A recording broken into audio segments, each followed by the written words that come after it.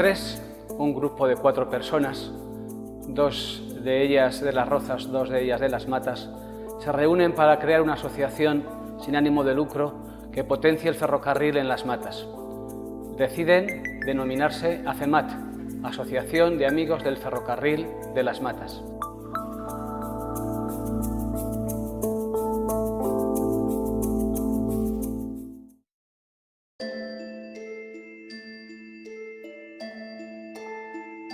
Si queremos conocer la historia de Las Matas, nos tenemos que remontar a 1755. En 1755 aparecen por primera vez en unos planos de Madrid un lugar llamado Matasaltas. Así era como se le conocía entonces a este lugar. Eran unos planos que nos daban idea de los pueblos de los alrededores de la capital.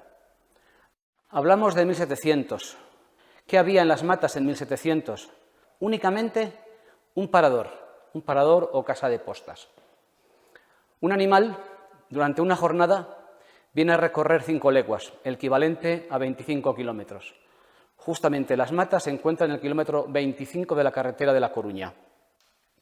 Este parador se hizo con la idea de que personas y animales, una vez hubieran recorrido esas 5 leguas, pudieran descansar en este parador o casa de postas. Paraban en Las Matas, descansaban, abrevaban las caballerías y se disponían de nuevo a continuar su última etapa hasta llegar a Madrid. En este parador se dice que estuvo escondido Luis Candelas, aquel famoso bandolero que decían que repartía el dinero entre los pobres.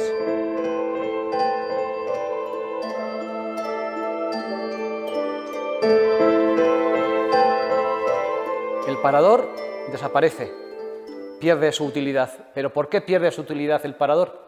Pues porque en 1861, por primera vez, por Las Matas pasa el ferrocarril.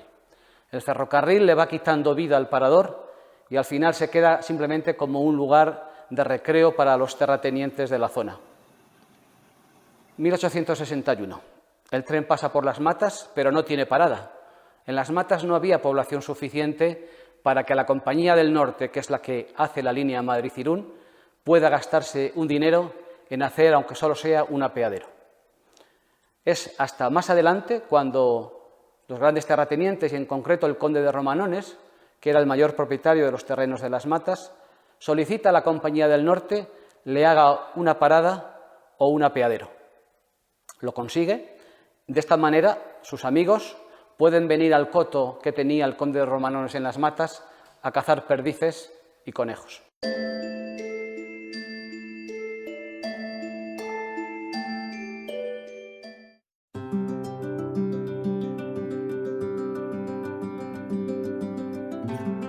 La Compañía del Norte decide en 1910 sacar las mercancías de Príncipe Pío. Príncipe Pío no tiene expansión, está muy limitado. En un lateral tiene la montaña de Príncipe Pío y en el otro lado las calles de la capital y no se puede extender. Con lo cual, mercancías y viajeros se agolpan en la estación. Deciden entonces buscar un lugar no muy lejos de la capital y cerca de su propia vía férrea, Madrid-Irún, donde instalar una estación de clasificación. La primera estación de clasificación que se hace en España. Y ese lugar lo encuentran en Las Matas. En 1910, en Las Matas seguía sin haber nada, sin haber vivienda. En 1919 se inaugura la primera estación de clasificación en España. Bueno, pues ahí en clasificación hay 2 playas, la playa par y la playa impar. La playa par es que vienen de Madrid y que van para el destino Irún. Y la playa impar es la que venía de Galicia y de La Coruña, de esa parte. Y ahí se clasificaban los trenes. Entonces, cuando venía un tren, por ejemplo, de La Coruña, pues metían en clasificación aquí a una trinchera que había grande, que estaba llega hasta de Cultura, que estaba ahí a la cabeza, que ahí, vamos, que estaba la topera. La estación de clasificación empieza a funcionar en 1919. Para que una estación de clasificación pueda ser operativa, necesita un lomo de asno.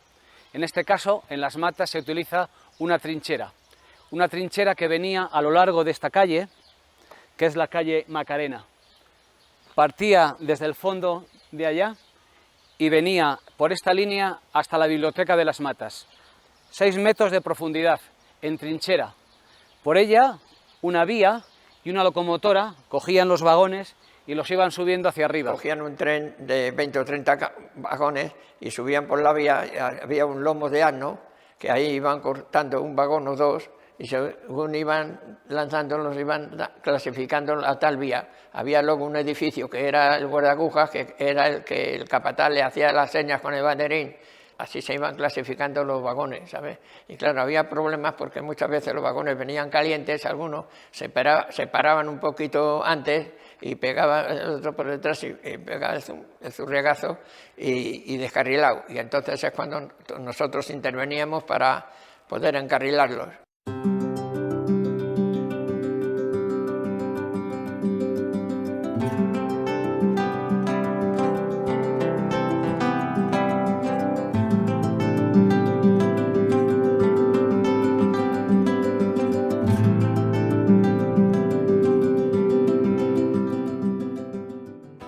Habría muchísimas, porque por ejemplo, cuando tiraban los vagones de lomo de asno, iban cogiendo velocidad, ¿no? Y entonces los calceros estaban con las vías, ponían un calce, y a lo mejor les desprendía el calce, y bueno, cuando llegaba allí le pegaba un zambombazo, que si era de carbón, pues el carbón al suelo, si era de otras cosas, en fin, era un desastre, y nosotros somos los que teníamos que pagar el pato. Y precisamente los de vías y obras eran los que pegaban también más el pato, porque cuando se hacía averías en la vía, pues había que nosotros encarrilarlos y ellos reparar la vía. Así es como funcionaba la clasificación.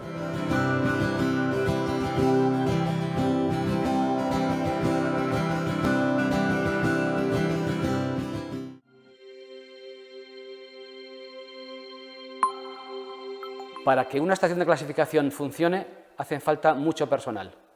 Maquinistas, fogoneros, enganchadores, guardaagujas, capataces de maniobra, guardafrenos, obreros de vía, todo tipo de personas. Los operarios que vienen a Las Matas a trabajar a esta nueva estación de clasificación, al no haber asentamiento ni viviendas en Las Matas, tienen que desplazarse de otros pueblos. La Compañía del Norte decide, pues, que estos obreros no pueden estar yendo y viniendo continuamente de sus lugares de residencia al trabajo, y así deciden hacer viviendas para sus empleados. Viviendas que empiezan a funcionar en 1922. Vine en el año 1930 a vivir aquí en Las Matas. Mi padre era ferroviario y era capataz de maniobras y tuvo que venir aquí. Entonces la familia, nos vinimos todos y vinimos. El 30 de abril llegamos, me parece, aquí a Las Matas, y me hizo mucha impresión cuando entramos en el barrio, en esta casa primera que vivimos, ahí donde está el eucalipto. Entramos a ver la casa y nos pareció muchísimo más grande, porque la que vivíamos en Madrid era más reducida, ¿no? Y esto nos pareció un palacio. Entonces nosotros sentimos los trenes y salíamos al corral a ver los trenes pasar, porque era la primera vez que veíamos los trenes pasar. Entonces, al abrir la puerta, a mí me hizo una impresión enorme, pues un terraplén que había plagado de amapolas. La Compañía del Norte hace viviendas para sus empleados en 1922. Justo desde las proximidades de la estación de Las Matas, a lo largo de una calle que se llama San José Obrero, decide construir dos tipos de vivienda. Dos bloques de vivienda en altura y el resto viviendas de una sola planta, adosadas 2 a 2 y colocadas a tresbolillo. Es decir, no se miraban las unas a las otras, a ambos lados de las aceras de la calle San José Obrero.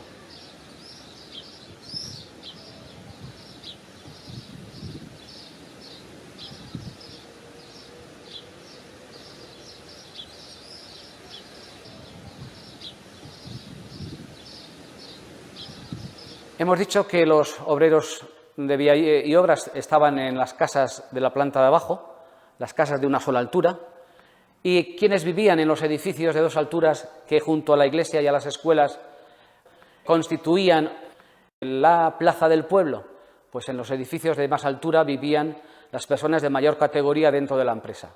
Encima de la iglesia vivía el sacerdote, que además de ejercer de sacerdote, ejercía de maestro.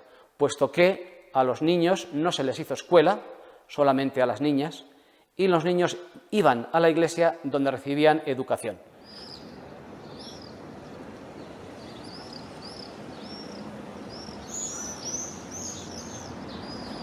Las últimas casas del barrio viejo, las viviendas que construyó Norte. Y en la calle en la que yo me encuentro ahora es la calle Macarena. Estamos pues en el poblado ferroviario Barrio Nuevo de Renfe. Son viviendas construidas en 1963. Entre aquellas y estas han pasado 40 años. 40 años de un tipo constructivo completamente distinto, en todos los aspectos. Hemos pasado de viviendas adosadas 2 a 2 en una sola planta a construir 40 años más tarde, en época de Renfe, viviendas en 2 alturas y adosadas. Un dato importante a tener en cuenta es que en la mitad del espacio que ocupa el poblado antiguo de la Compañía del Norte, en la mitad de este espacio se agrupa el doble de vecinos que en el anterior poblado ferroviario, lo cual nos da una idea de cómo se aprovecha el espacio, cómo adquiere valor el terreno 40 años más tarde. Estamos ante un edificio singular dentro del conjunto ferroviario que hizo Renfe en el año 1963. Se trata de un torreón. Aquí lo llamábamos los casetos. Los casetos son ese complemento para el poblado ferroviario en el que se ubicaban la pescadería, en otro la panadería, en otro el bar. De esta manera, en el año 1963, como en las matas no había tiendas, los mismos ferroviarios, sin tener que subir al pueblo, podían adquirir los elementos más esenciales para poder subsistir.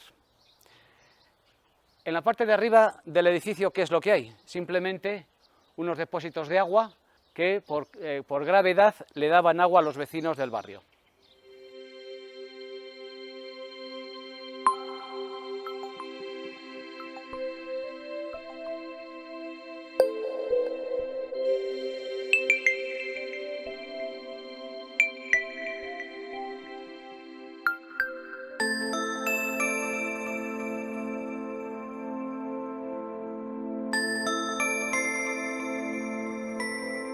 Un grupo de personas, parte de ellas miembros de una asociación de vecinos llamada Matas Altas, deciden que a las matas hay que dotarle de un signo, de un emblema que le distinga del resto de los pueblos de la zona. No puede ser otro que un elemento ferroviario, puesto que las matas nace a raíz de la llegada del ferrocarril. Esta asociación recurre al Ayuntamiento de Las Rozas, en época de Jesús Zúñiga Pérez Lemaur, y todos ellos juntos reclaman a Renfe ese emblema y en este caso deciden que sea una locomotora Mikado.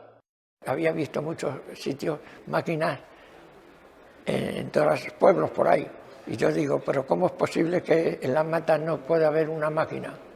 Entonces se me ocurrió hablar con el director del museo, digo, oye Rafael, digo, como he visto yo máquinas en todos los sitios, ¿por qué no puede haber una en Las Matas? Dice, hombre, pues sí, solicítalo. Entonces lo solicité y entonces ya, cuando ya no estaba yo en el ayuntamiento, pues me llaman por teléfono para decir que estaba la máquina adecuada para Las Matas. La Mikado llega a Las Matas en muy mal estado, sucia, llena de óxido. El ayuntamiento se encarga de restaurarla y de subirla meses más tarde al emplazamiento en el que la podemos ver ahora. Esta máquina pesa 175 toneladas y tiene 23 metros de larga. Tiene 27.000 litros el depósito de agua y luego unos 15.500 kilos de carbón, ¿sabes? Eso para ponerlas en funcionar.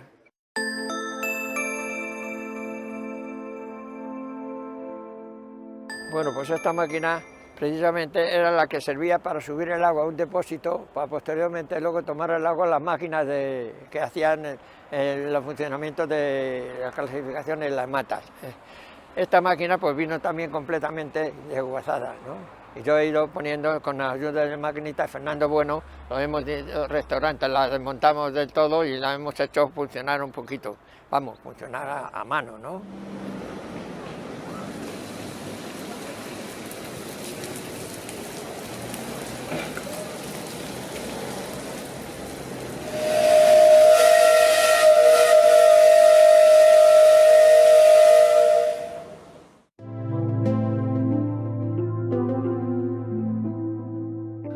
En 2006 se empieza a rehabilitar el edificio de la antigua capilla del poblado ferroviario, que más tarde se convertiría en museo del ferrocarril.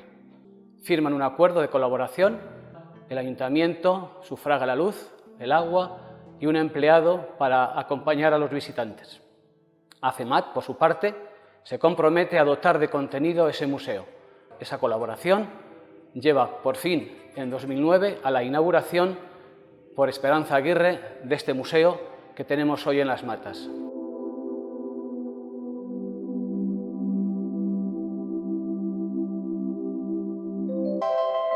Concretamente, este quinqué que tenemos en la mano es un quinqué que prestó servicio en la estación de Las Rozas. Hablamos de una época en la que no había luz eléctrica. El jefe de estación tenía que alumbrarse con quinqué a base de aceite.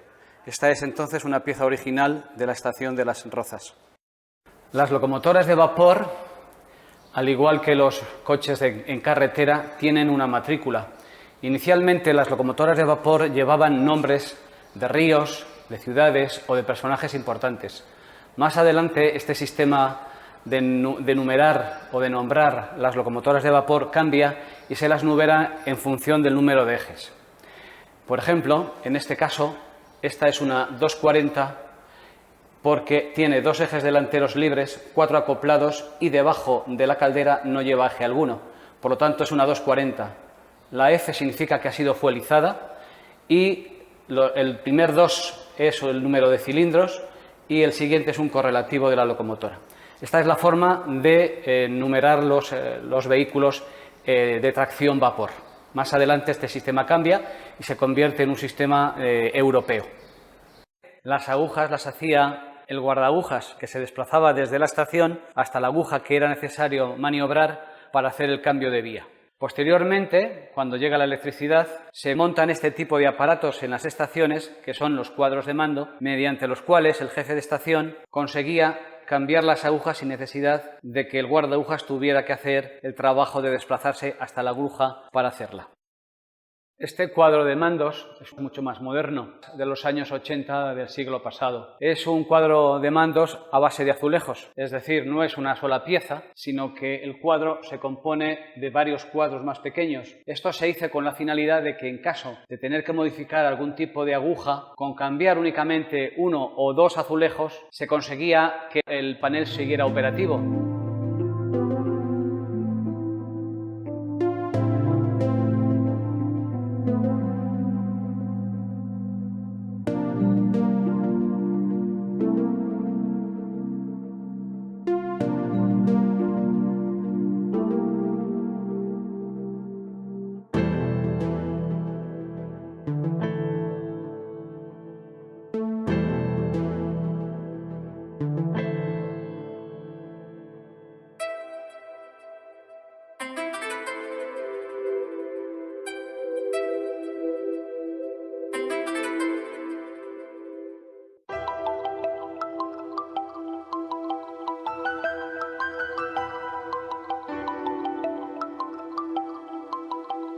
Nos encontramos en la planta superior del museo, que está dedicada a maquetas, pues pensamos que en un museo de ferrocarril las maquetas son muy importantes. Es lo que llama más la atención tanto a mayores como a niños, ver trenes en movimiento.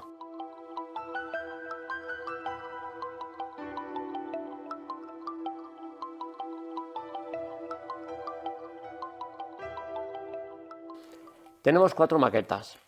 La primera fue donada por don Felipe Ruiz de Velasco en el año 2007. Es una maqueta Märklin H0 alterna con vía K. Tiene más de 40 años.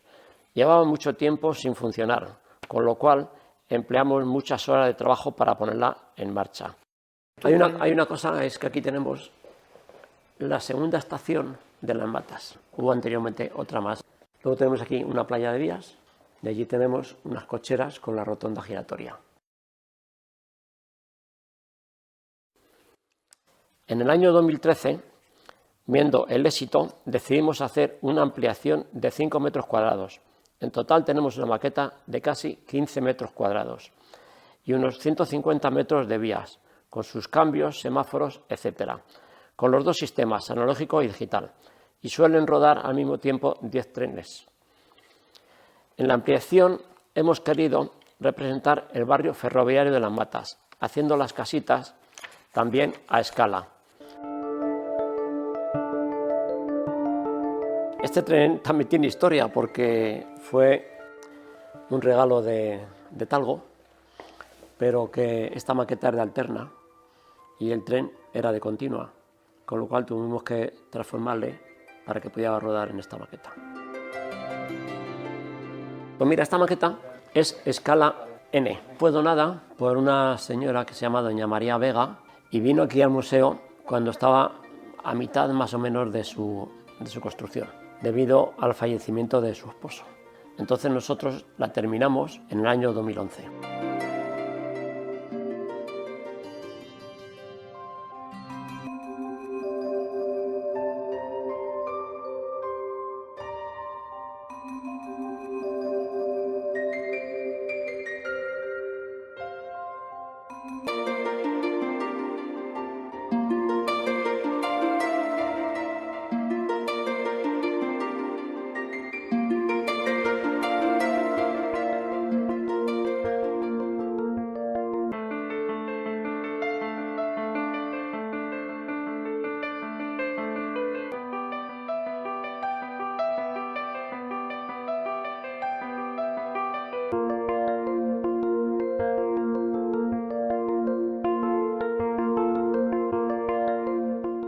Esta maqueta fue donada por un compañero nuestro, Pablo Gun. Después hemos hecho esta parte de abajo, una estación moderna, con lo cual son dos épocas distintas. Una estación moderna con un AVE y luego la parte superior, que es una zona antigua y lleva un tren de mercancías, para diferenciar las dos épocas, una moderna y otra antigua.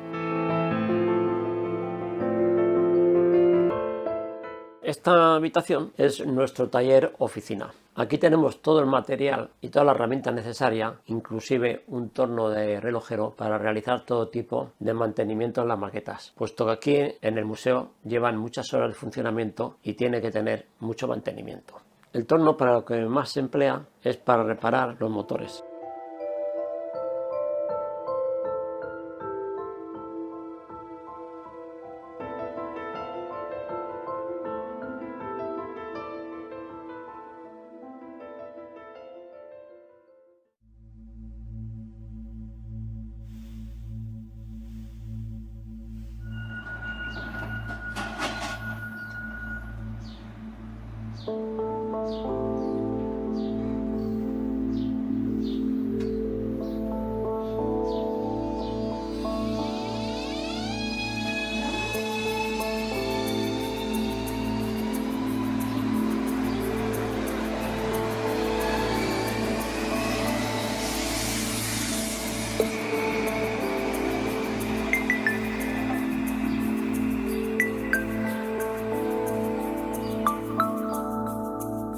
La historia de Las Matas puede parecer sencilla y casual, pero no lo es.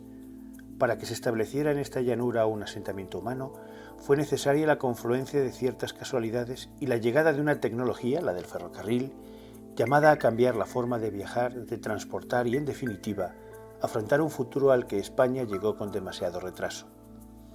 Hoy Las Matas ha abierto su pequeña vecindad ferroviaria a muchas otras profesiones y, sin embargo, mantiene en sus costumbres, en sus barrios y en la cercanía de la industria más puntera de la empresa Talgo, ese viejo sabor al tren. El museo que el Ayuntamiento de Las Rozas y AFEMAT han creado es, pues, un tributo y un homenaje merecido a los pioneros que tanto hicieron porque el milagro del tren, humeante y ruidoso, abriera caminos por la tortuosa y torturada piel de toro.